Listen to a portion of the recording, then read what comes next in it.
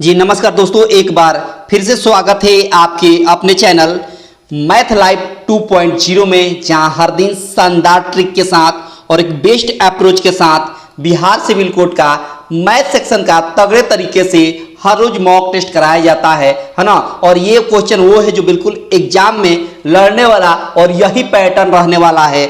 आप देखेंगे और सीखेंगे, पेन पेपर के साथ बैठे रहेंगे, ताकि जो भी आपको लिए नया या बेस्ट अप्रोच अगर दिखाई दे या कोई ऐसा क्वेश्चन जो आपके लिए नया हो, उसको तुरंत आप नोट डाउन कर लीजिएगा और उस पर आधारित बहुत सारे क्वेश्चन आप किसी भी पब्लिकेशन का आपके पास बुक हो उसमें आप क्वेश्चन लगाइएगा। बेहतर तरीके से सीखिएगा, बिल्कुल आपको दिक्कत होने वाली नहीं है। अंत तक देखिएगा, हर क्वेश्चन से आपको कुछ ना कुछ सीखने को जरूर मिलेगा। यकीन मानिए, हर क्वेश्चन आपको कुछ ना कुछ सिखा कर जाएगा।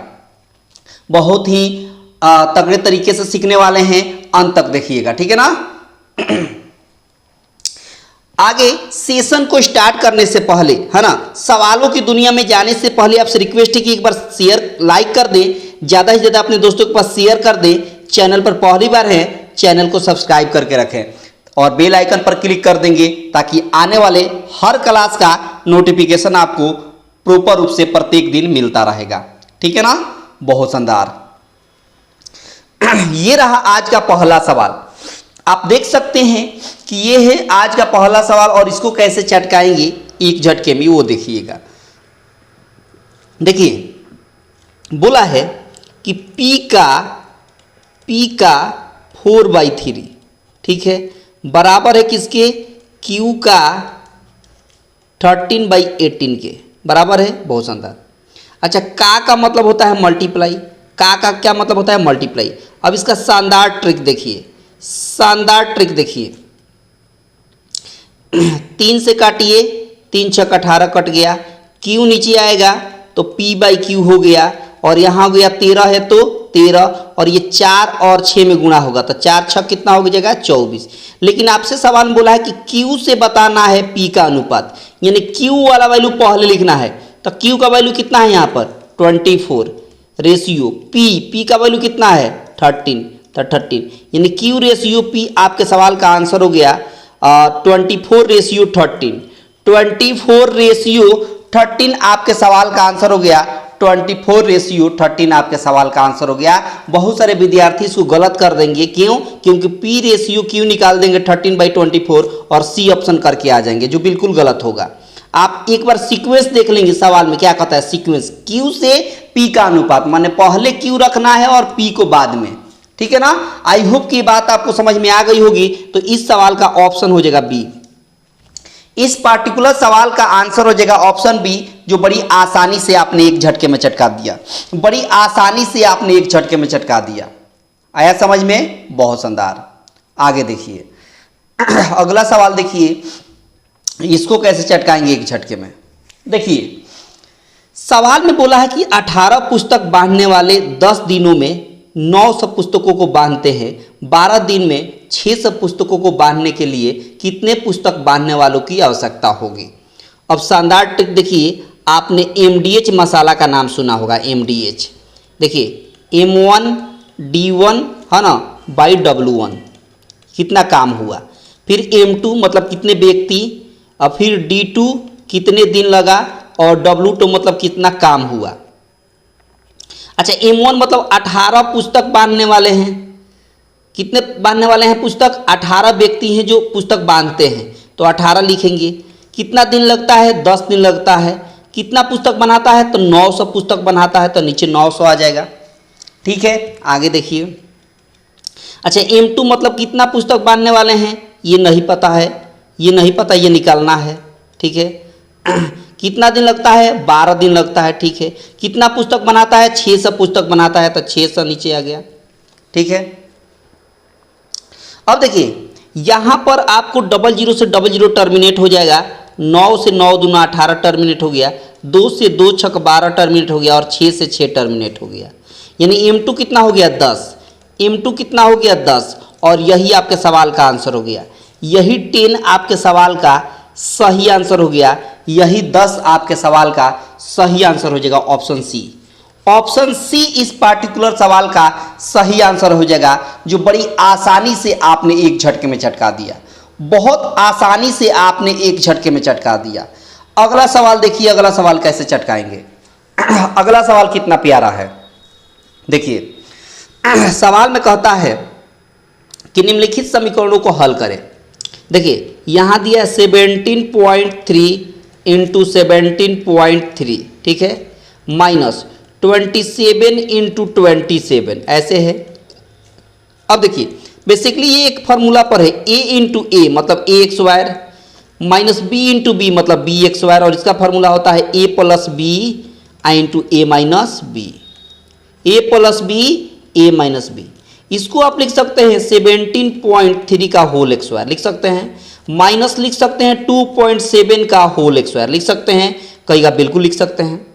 अच्छा, ए एक्स वायर माइनस बी एक्स वायर का फॉर्मूला होता है ए plus B A minus B, एक बार जोड़ देंगे और एक बार घटा देंगे, तो जोड़ेंगे तो कितना होगा, तो 7 3 10 और 17 2 19 1 20 हो गया, दशमलव के बाद जीरो का काम खत्म हो जाता है, इंटू फिर ए माइनस बी मतलब घटाएंगे तो 13 में से 7 जाएगा तो 6 होगा, यहाँ 16 बचेगा, 16 में से 2 जाएगा तो 14 होगा। अब देखिए ना, एक अंक के बाद दशमलव है और ये यहाँ एक जीरो है, कैंसिल हो गया, बच गया 2 और 146, बच गया 2 इंटू 146।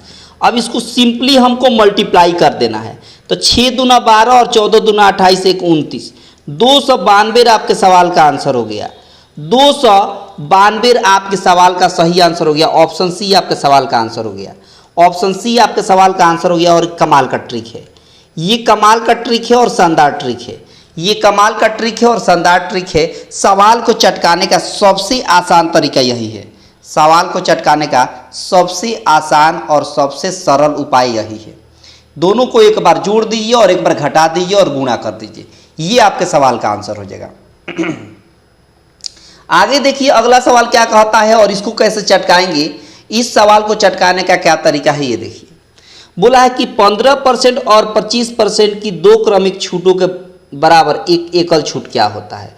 तो आपने एक कंसेप्ट सीखा होगा, आप एक कंसेप्ट सीखे होंगे क्या, तो कहेगा x plus y plus x into y by 100। ये कंसेप्ट होता है जब सक्सेसिव लगता है, इसमें जब लगातार 2 बार छूट दिया जाए तो वह यहाँ पर सक्सेसिव लगता है। तो 15% के बाद तो x की जगह पर 15 हो गया, ठीक है। फिर आपका ठीक है ना, अच्छा छूट लगे तो माइनस दे देंगे, छूट लगेगा तो यहाँ भी माइनस, फिर 25% का छूट, तो 25% का मतलब फिर से यहाँ माइनस, छूट मिल रहा है तो माइनस, इन दोनों को गुणा करके यहाँ लिख जाता है तो माइनस माइनस हो जाएगा प्लस, फिर 15 इंटू 25 और नीचे 100, फार्मूला में क्या है नीचे 100, यहाँ पर सक्सेसिव छूट होता है। अब देखिए एक बात बताइए, -15 और -25 मिलकर -40, ठीक है, बहुत शानदार। अच्छा यहाँ पर 25 में 15 से गुणा करेगा तो 15 × 5 = 75, 7 कैरी, 15 दूना 30, 7 37, और यहाँ डबल जीरो है तो 2 अंक के बाद दशमलव, सिंपली घटा देना है 40 में से, तो दशमलव के बाद 2 जीरो दीजिए, 10 में से 5 गया 5, ठीक, फिर 9 में 7 गया 2, फिर यहाँ 9 में से 3 गया 6, फिर यहाँ 3, यहाँ माइनस 36.25%, 36.25% आपके सवाल का आंसर हो गया।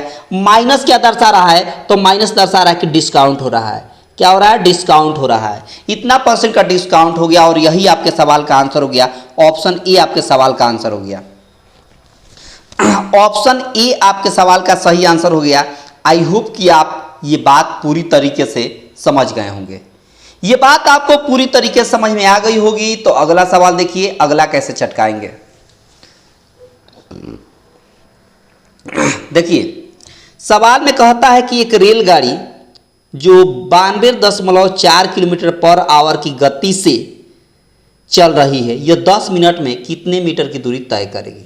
अब शानदार ट्रिक देखिए, एक बात बताइए, ये 92.4 इसका स्पीड है, ये किलोमीटर/आवर में है, इसको मीटर प्रति सेकंड बदलने के लिए 5/18 से गुणा करना पड़ेगा, 5/18 से गुणा करना पड़ेगा, ये मीटर प्रति सेकंड में हो गया। तो आपको पता है कि डिस्टेंस बराबर क्या होता है, स्पीड इनटू टाइम। तो ये स्पीड हो गया, पूरा का पूरा ये स्पीड हो गया, इनटू टाइम। टाइम कितना लग रहा है, 10 मिनट। मिनट को सेकंड में बदलेंगे कैसे, तो 60 से गुणा करके। मिनट को सेकंड बदलेंगे कैसे, तो 60 से गुणा करके।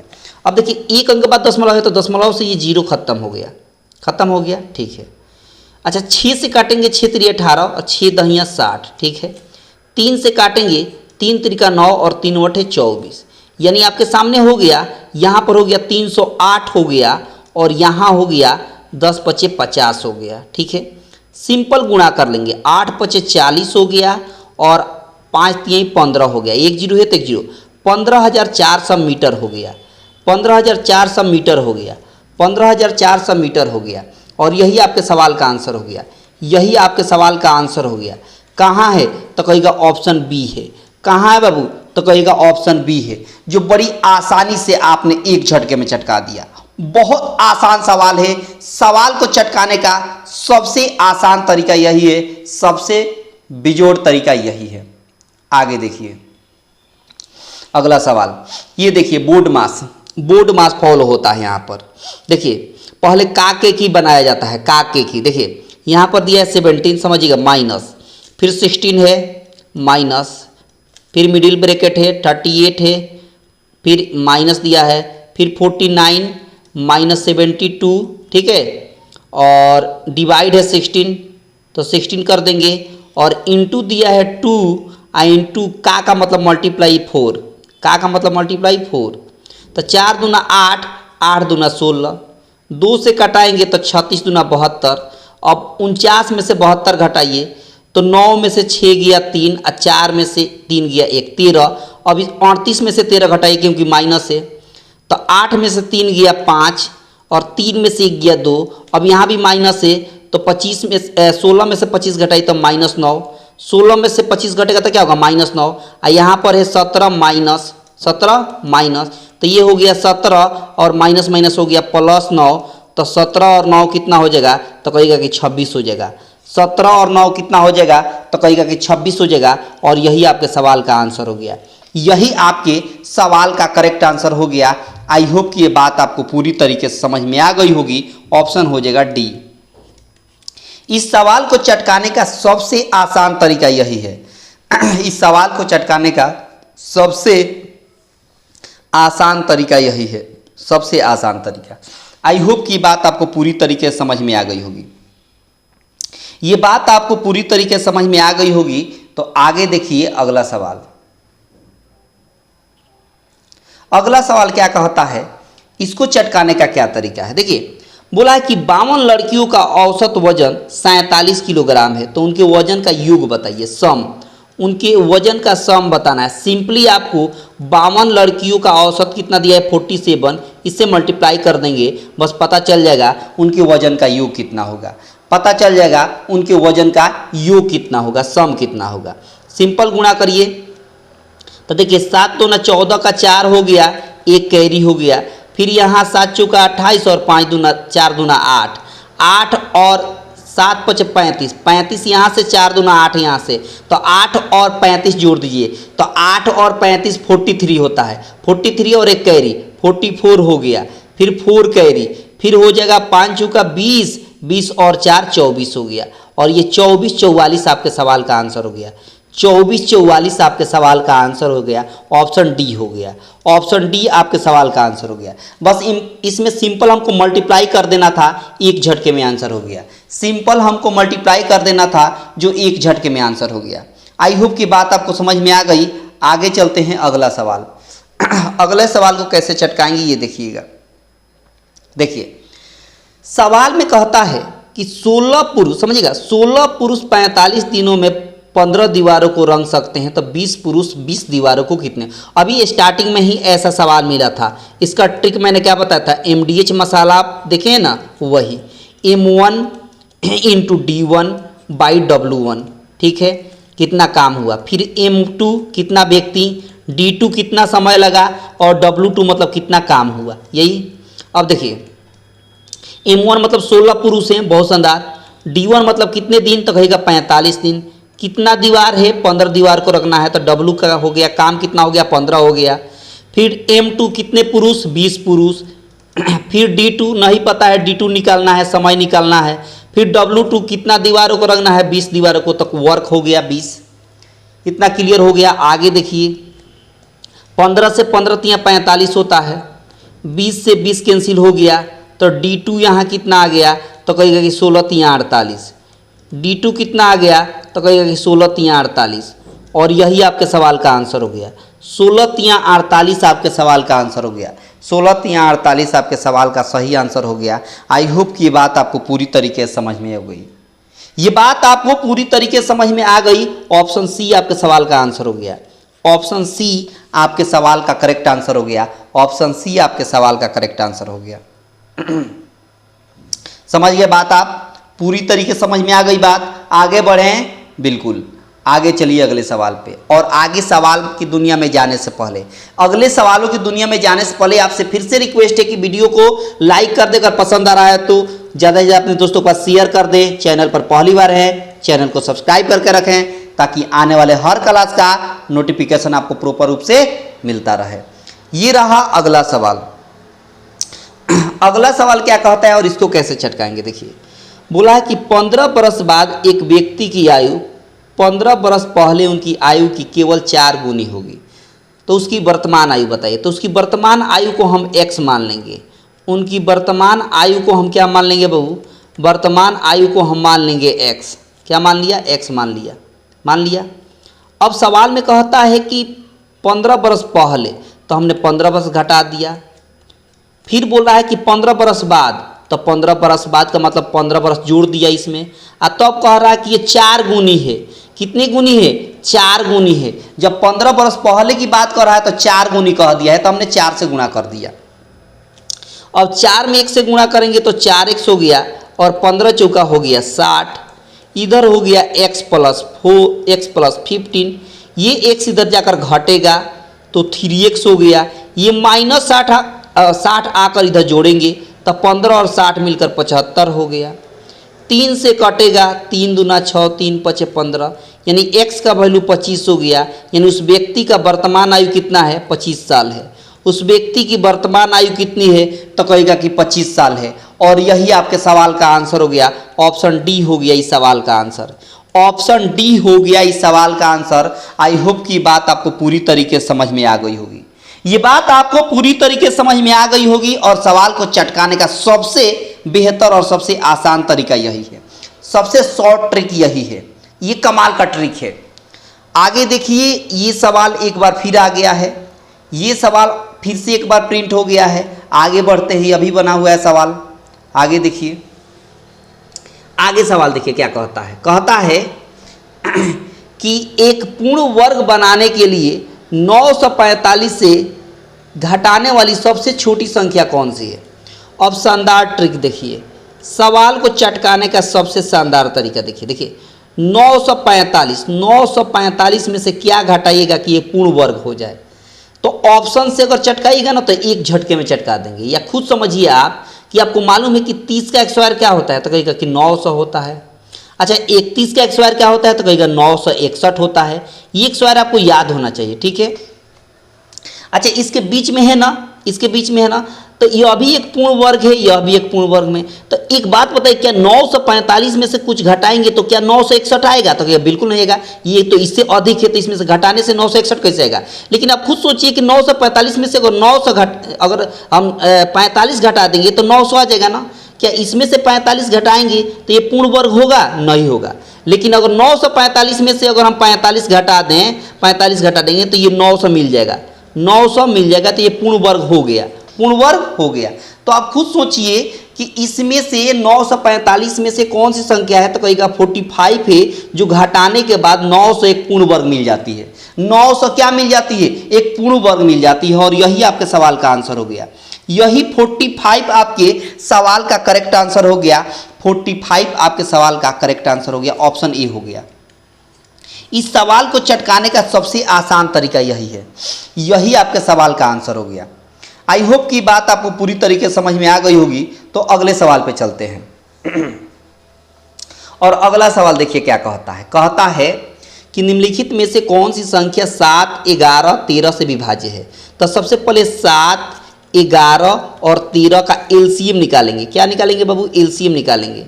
एलसीएम निकालेंगे तो तीनों मल्टीप्लाई होगा। क्यों? क्योंकि तीनों अभाज्य संख्या है और अभाज्य संख्याओं का एलसीएम क्या होता है? इनका गुणनफल होता है। तो 13 में 7 से गुणा करेंगे तो 13 सते 91, फिर 11 से गुणा करेंगे तो कितना होगा? 1 और यहाँ हो गया कितना? 9 में 1 जोड़ेंगे तो कितना होगा? 10 होगा। ठीक है, और 9 1 मिलकर 10 होगा। 1001 हो गया, 1001 हो गया। अब आप खुद देखिए, इससे अब ऑप्शन में भाग देंगे। इससे ये 1001 से कौन सी ऐसी ऑप्शन है जिसमें पूरा पूरा भाग लग जाएगा? तो हम चेक करेंगे पहला ऑप्शन कितना है? 100 और 2001। क्या इससे इसमें भाग लगेगा? तो कहेगा बिल्कुल लग जाएगा। इसमें पूरा पूरा भाग 1001 से इसमें पूरा पूरा भाग लग जाएगा। तो यही आपके सवाल का आंसर हो गया ऑप्शन ए। बस आगे चेक नहीं करेंगे। अगर इसमें नहीं लगता भाग, अगर ए ऑप्शन में नहीं लगता तो हम बी ऑप्शन चेक करते हैं, बी में नहीं लगता तो सी में चेक करते हैं। इसका मतलब यही एक ऑप्शन है ए जिसमें 7, 11 और 13 से पूरा पूरा भाग लग जाएगा। आई होप कि बात आपको पूरी तरीके से समझ में आ गई। ये कमाल का ट्रिक है, कमाल का कंसेप्ट है। सवाल को चटकाने का सबसे आसान तरीका यही है, सबसे आसान और सबसे सरल तरीका यही है। ठीक है ना? आगे बढ़ते हैं। आगे देखिए क्या कहता है सवाल। कहता है कि एक छाते पर 150 रुपया अंकित है और उसे 138 रुपया में बेचा जाता है, तो छूट की दर कितनी है? छूट की दर कितनी है? देखिए मार्क प्राइस कितना है? तो कहेगा कि 150 रुपया है। सेलिंग प्राइस कितना है? तो कहेगा 138 रुपया है। अब 150 रुपया मार्क प्राइस है, 138 रुपया सेलिंग प्राइस है, तो कितना का डिस्काउंट मिला? तो कहेगा कि डिस्काउंट जो मिला यानी छूट वो मिला कितना का बाबू? तो कहेगा कि 12 का छूट मिला। कितना का छूट मिला? 12 का छूट मिला। कितना का छूट मिला? 12 का। कितना पर? 150 पर। कितना पर? 150 पर। तो 100 पर कितना छूट मिलेगा? 100 पर कितना? तो 50 दूना 100, 50 यही 150, 3 से 3 चौका 12, 4 दूना 8, 8% का छूट मिला। 8% का छूट मिला। कितने परसेंट का छूट मिला? तो कहेगा कि 8% का छूट मिला। ऑप्शन सी हो जाएगा। इस सवाल का आंसर हो जाएगा ऑप्शन सी। और ये कमाल का ट्रिक है, ये कमाल का ट्रिक है, कमाल का कंसेप्ट है, कमाल का ट्रिक है, कमाल का कंसेप्ट है। सवाल को चटकाने का सबसे आसान तरीका यही है। सवाल को चटकाने का सबसे आसान तरीका और सबसे सरल तरीका यही है। आई होप कि बात आपको पूरी तरीके से समझ में आ गई। ये बात आपको पूरी तरीके से समझ में आ गई तो अगले सवाल पे चलिए। अगला सवाल क्या कहता है और इसको कैसे चटकाएंगे बिल्कुल एक झटके में। देखिए कहता है कि 20 टन लोहे का मूल्य 6 लाख रुपया है, तो 560 केजी लोहे का मूल्य क्या होगा? अब कमाल का ट्रिक देखिए, कमाल का ट्रिक देखिए। देखिए 20 टन का मतलब क्या होता है? 1 टन में 1000 केजी होता है। 1 टन में 1000 केजी होता है, तो 20 टन में कितना केजी हो जाएगा? तो कहेगा 20 × 1000 केजी हो जाएगा। यानी इतना केजी का मूल्य सवाल में दिया है 60 लाख। कितना दिया है? तो कहेगा कि 60 लाख दिया है। कितना दिया है? 60 लाख। ठीक है।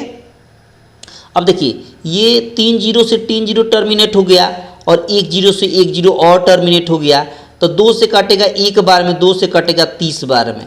मतलब यह कि 1 केजी का मूल्य कितना आ गया?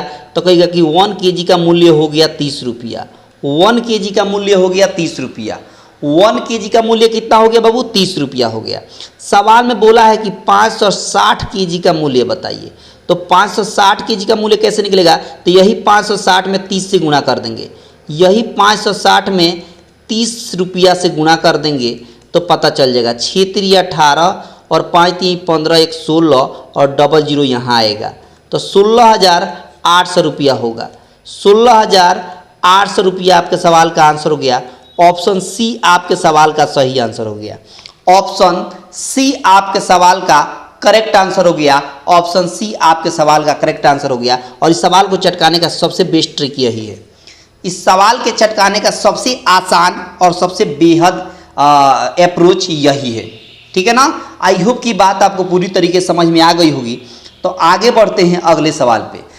अगला सवाल फिर से आपका सिंप्लीफिकेशन का आ गया। बिल्कुल बोर्ड मास को हम फॉलो करेंगे। बोर्ड मास में पहले काके की हमको सॉल्व करना पड़ता है। देखिए बोला है 8 का मतलब क्या हो गया, मल्टीप्लाई, का मतलब मल्टीप्लाई इंटू 15 माइनस 6 प्लस उसके बाद क्या है 27 माइनस 3, 27 में से 3 घटाएंगे तो 24, उसके बाद डिवाइड 6 है, डिवाइड 6 का मतलब डिवाइड 6 कर देंगे, -4 है तो -4।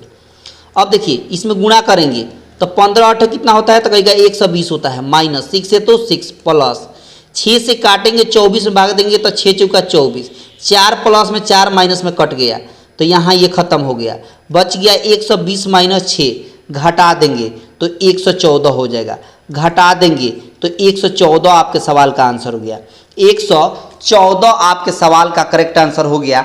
आई होप कि ये बात आपको पूरी तरीके से समझ में आ गई होगी। इस सवाल का आंसर हो गया ऑप्शन बी। इस सवाल को ऑप्शन हो जाएगा ऑप्शन बी। और ये कमाल का ट्रिक है, ये कमाल का ट्रिक है, कमाल का कंसेप्ट है। इसीलिए मैं कहता हूं कि पेन और पेपर लेकर बैठिए, है ना। हो सकता है आपके लिए कोई नया सवाल दिख जाए या हो सकता है कुछ नया कंसेप्ट आप सीख जाएं, तो पेन पेपर बेहद जरूरी होता है। सवाल को चटकाने का सबसे आसान तरीका यही है। आप देखिए, समझिए, हर सवाल को एक एक झटके में चटकाइएगा। देखिए सवाल में क्या बोला है सवाल में बोला है कि 28 सेंटीमीटर व्यास वाले एक अर्धवृत्त का परिमाप ज्ञात करिए। देखिए पहले मैं एक फार्मूला पे बता देता हूँ, फिर शानदार ट्रिक बताता हूँ इसका, शानदार ट्रिक। पहले फार्मूला से देखिए, व्यास कितना दिया है, वृत्त का व्यास कितना दिया है, वृत्त का व्यास कितना दिया है 28 सेंटीमीटर, वृत्त ये हो गया, इसका व्यास दिया है, तो त्रिज्या आधा होता है, तो त्रिज्या कितना हो जाएगा, तो 28 का आधा करेंगे तो 14 सेंटीमीटर त्रिज्या हो गया, ठीक है। अच्छा अर्धवृत्त का देखिए, अर्धवृत्त का परिमाप होता कितना है, तो अर्धवृत्त का परिमाप होता है तो आधा, यहाँ से लेकर यहाँ तक पूरा हो गया पाई आर, क्या हो गया पाई आर। अब प्लस जोड़ना पड़ेगा, ये भी तो है परिधि में, परिमाप में, तो 2r कहेंगे। व्यास को क्या कहते हैं 2r। अब r कॉमन लेंगे तो पाई प्लस 2 हो जाएगा। इसका मतलब कि r कितना दिया है, तो कहेगा 14 दिया है। पाई कितना है, तो कहेगा पाई का मतलब 22/7 होता है, प्लस 2 तो 2 लिखेंगे। अब देखिए 14 इंटू यहाँ पर 22 हो गया, यहाँ 7 दूना 14 हो गया, नीचे 7 है तो 7 रहेगा, 7 से 7 दूना 14 मतलब 2। अब 22 और 14 कितना होता है, तो कहेगा कि 36 होता है। 36 दूना कितना हो गया 72 हो गया। और यही 72 आपके सवाल का आंसर हो गया, यही 72 आपके सवाल का आंसर हो गया, यही 72 क्या हो गया आपके सवाल का आंसर हो गया। और इसी में कहता कि अर्धवृत्त का क्षेत्रफल बताइए, क्या कहता, अर्धवृत्त का एरिया पूछ देता तो कहते कि 1/2 पाई आर एक्स वायर, तो यहाँ कहते 1/2 पाई मतलब 22/7 और आर मतलब 14 है, तो एक्स वायर है तो 14 × 14 लिखते हैं। तो 7 से 7 दूना 14 से 14 कैंसिल हो गया, तो 14 दूना 28 और 14 दूना 28 और 2 कितना हो जाएगा, 28 2 26 हो जाएगा, 28 2 कितना हो जाएगा 26 हो जाएगा, ठीक है ना। अब देखिए 28 2 कितना होता है, 28 2 सॉरी यहाँ हो जाएगा 14 दूना 28 2 कैरी और 14 दूना 28 2 30 हो जाएगा, 308 होता, कितना होता 308 होता, कितना होता 308 होता।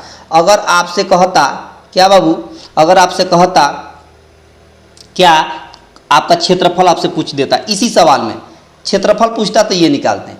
अब शानदार ट्रिक देखिए, शानदार ट्रिक देखिए, आपका दिल खुश हो जाएगा।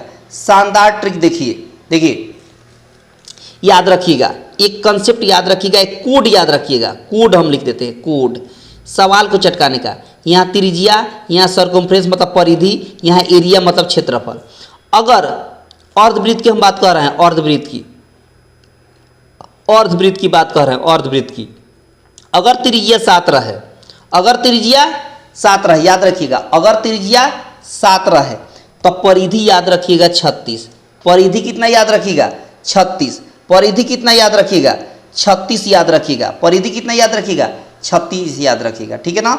अच्छा एरिया का कोड कैसे निकालेंगे, तो अभी तो हमने बताया था कि 1/2 अब 22/7 इंटू आर एक्स वायर होता है 7 × 7 हो जाएगा, 7 से 7 कट गया, 2 से 11 बार में, तो मतलब 11 7 77। तो क्षेत्रफल का कोड याद रखेंगे 77, क्षेत्रफल का कोड याद रखेंगे 77। अब यहाँ से आपसे अर्धवृत्त से रिलेटेड कुछ भी पूछ दे, समझिए बात, यहाँ पे आपसे अर्धवृत्त से रिलेटेड कोई भी सवाल पूछते, जैसे इस सवाल में पूछा है कि 28 सेंटीमीटर व्यास वाले अर्धवृत्त का परिमाप बताइए।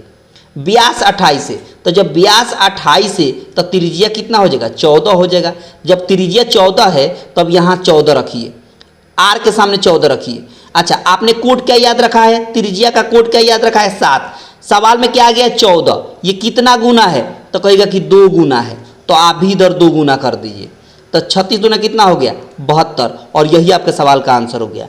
यही आपके सवाल का आंसर हो गया, ऑप्शन सी। ऑप्शन सी आपके सवाल का आंसर हो गया। अगर मान लीजिए किसी सवाल में कहता कि क्षेत्रफल बता दीजिए, अगर इसी सवाल में कहता कि क्षेत्रफल बता दीजिए, तो हम क्या करेंगे, इस 2 का एक स्क्वायर करके इसमें गुणा करेंगे। 2 का एक स्क्वायर क्या होता है, 4, क्योंकि क्षेत्रफल हम बता रहे हैं। तो 7 चौका 28 और 7 चौका 28, 2 30, क्षेत्रफल 308 आ जाता, जो अभी थोड़ी देर पहले मैंने बताया था। अगर क्षेत्रफल कहता तो 308, परिधि आपके सवाल में कहा है तो 72, जो ऑप्शन सी में है, ऑप्शन सी में है। और ये कमाल का ट्रिक है, ये सवाल को चटकाने का सबसे कमाल का ट्रिक है। आई होप की बात आपको पूरी तरीके से समझ में आ गई होगी।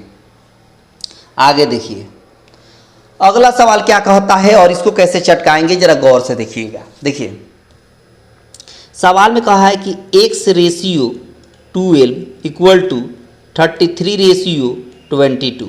इसको सॉल्व करेंगे तो इसको लिख सकते हैं x/12 और आगे लिख सकते हैं इसको 33/22। तो 11 से 11 तिया 33, 11 दूना 22, 2 से 2 छक 12 और 6 3 18। x बराबर क्या आ गया, 18 आ गया। x का वैल्यू कितना आ गया, तो कहेगा 18 हो गया, जो आपके सवाल का आंसर ऑप्शन बी हो गया। जो आपके सवाल का आंसर ऑप्शन बी हो गया। बहुत सारा विद्यार्थी इसमें रीजनिंग लगाता है, रीजनिंग, ये इसमें इसके जुड़ता है, फिर इसमें घटाता है और कंपेयर करता है कि ये सटीक इस पर सेटिस्फाइड हो रहा है कि नहीं। बिल्कुल नहीं, ये रीजनिंग नहीं है, ये मैथ है, मैथ वाला कॉन्सेप्ट यहाँ लगेगा। ठीक है ना। आई होप की बात आपको पूरी तरीके से क्लियर हो गई होगी। तो आगे बढ़ते हैं, अगला सवाल क्या कहता है। अगला सवाल देखेंगे क्या कहता है। देखिए सवाल में कहता है कि एक समचतुर्भुज है। देखिए ये इसको कहते हैं समचतुर्भुज, समझिएगा, इसको कहते हैं समचतुर्भुज, इसको कहते हैं समचतुर्भुज, इसको कहते हैं। ठीक है, अब देखिए इसको कहते हैं विकर्ण। क्या कहते हैं बाबू, विकर्ण। यह भी विकर्ण है। तो समचतुर्भुज का विकर्ण एक दूसरे पर लंब होता है। लंब मतलब 90 डिग्री का कोण बनता है। कितना डिग्री का कोण बनता है, 90 डिग्री का कोण बनता है। अब इसमें कह दिया है विकर्ण कितना है, विकर्ण की लंबाई 10 है और 24 है। तो जो बड़ा वाला 24 है तो आधा कितना होगा, 12 होगा। अच्छा, जो ये छोटा वाला जो 10 विकर्ण है तो इसका आधा हिस्सा कितना होगा, 5 होगा। और चूंकि यहाँ 90 डिग्री है तो एक समकोण त्रिभुज बन गया कि नहीं बन गया, बिल्कुल बन गया। जो यहाँ पर 12 है, यहाँ पर 5 है, तो ये निकालना है, यही निकालना है ना, ये निकालना है, भुजा निकालना है। सवाल में क्या बोला है कि उसकी लंबाई, उसकी भुजा की लंबाई बताइए। तो यही तो भुजा है, यही तो भुजा, इसी को तो कहेंगे। और यही इस दृष्टि से, इस त्रिभुज की दृष्टि से यह कोण हो गया। क्या हो गया, कोण। ये लंब, ये आधार और ये कोण। तो कोण को निकालने का क्या फार्मूला मैंने बताया है। कोण का फार्मूला होता है रूट अंडर क्या, लंब एक स्क्वायर प्लस आधार एक स्क्वायर। लंब मतलब 12 का एक स्क्वायर, आधार मतलब 5 का एक स्क्वायर। 12 का एक स्क्वायर होता है 144 और 5 का एक स्क्वायर होता है 25। दोनों को जोड़ेंगे तो 169 होगा और 169 का वर्गमूल 13 मीटर हो गया। और यही आपके सवाल का आंसर हो गया। यही आपके सवाल का करेक्ट आंसर हो गया, जो ऑप्शन डी में दिख रहा है। कहाँ दिख रहा है बाबू, तो कहेगा ऑप्शन डी में दिख रहा है, जो बड़ी आसानी से आपने इस सवाल को चटका दिया। बहुत आसानी से आपने इस सवाल को चटका दिया। आगे बढ़ते हैं, अगला सवाल क्या कहता है और इसको कैसे चटकाएंगे ये समझिएगा। देखिए सवाल में कहता है कि प्रथम, समझिए बात, और पसंद आए तो लाइक शेयर यार करते रहो। क्यों, आपके लिए जब मैं इतना मेहनत करता हूँ, एक एक क्वेश्चन आपके एग्जाम पैटर्न पर आधारित लेकर आता हूँ, खोज कर, है ना, रिसर्च कर करके, तो आपका भी फर्ज बनता है कि आप भी लाइक शेयर करें। देखिए बोल रहा है कि प्रथम 30 प्राकृतिक संख्याओं का औसत ज्ञात करें। देखिए एक कंसेप्ट याद रखिए, एक कंसेप्ट याद रखिएगा। क्या, तो कहीं अगर n लिखे रहेगा, प्रथम n प्राकृतिक संख्या का अगर कह दे औसत बताइए, प्राकृतिक संख्याओं का औसत कह दे तो कहेगा n + 1/2। क्या याद रखिएगा, n + 1/2। तो आपसे बोला है कि 30 प्राकृतिक संख्या, तो n की जगह पर क्या रख देंगे, 30 रख देंगे और +1 है तो 1/2। अब जोड़ेंगे तो 30 और 1 31 हो गया, नीचे 2 हो गया, भाग देंगे तो 15.5 हो जाएगा। 15 क्या हो जाएगा 5 हो जाएगा। 15.5 आपके सवाल का आंसर हो गया। 15.5 आपके सवाल का आंसर हो गया, ऑप्शन सी हो गया। इस सवाल का आंसर हो गया ऑप्शन सी। इस पार्टिकुलर सवाल का आंसर क्या हो गया, ऑप्शन सी, जो बड़ी आसानी से आपने चटका दिया। बहुत आसानी से आपने सवाल को चटका दिया। आगे देखिए अगला सवाल क्या कहता है, ये देखिए। सवाल में कहता है कि 2 और 54 के बीच 2 मध्यानुपाती ज्ञात करें। 2 मध्यानुपाती बताना है, 2 मध्यानुपाती आपको बता देना है। देखिए यहाँ है 2, समझिए बात, 2 मध्यानुपाती आपको बता देना है। यहाँ है 2, ठीक है, यहाँ रेशियो, यहाँ समानुपाती कर देते हैं, ये समानुपाती का साइन है। यहाँ है आपको मध्य अनुपाती बोला है ना, मध्य तो मध्य रहेगा, और यहाँ रहेगा 54, क्योंकि आपको 2 मध्य निकालना है। ये दोनों मध्य में है, बीच में है, और किनारे किनारे ये हो गया ना। अब बोला है आपको ऐसा वैल्यू यहाँ पुट करना है कि इनका रेशियो और यहाँ ऐसा वैल्यू पुट करना है इनका रेशियो दोनों सेम आ जाए, दोनों सेम आ जाए। तो मान लीजिए कि हम पहला ऑप्शन लेते हैं, पहले ऑप्शन से चटकाते हैं। पहला ऑप्शन यहाँ 6 रखते हैं और यहाँ 18 रखते हैं। क्या ये सेटिस्फाइड हो रहा है? तो देखिए 2 से 3 गुना 6 होता है। 2 का कितना गुना 6? तो कहेगा 3 गुना है। अच्छा 18 का कितना गुना 54 है? तो यह भी 3 गुना है। तो यहाँ भी 3 गुना हो गया, यहाँ भी 3 गुना हो गया, मतलब ये सेटिस्फाइड कर गया।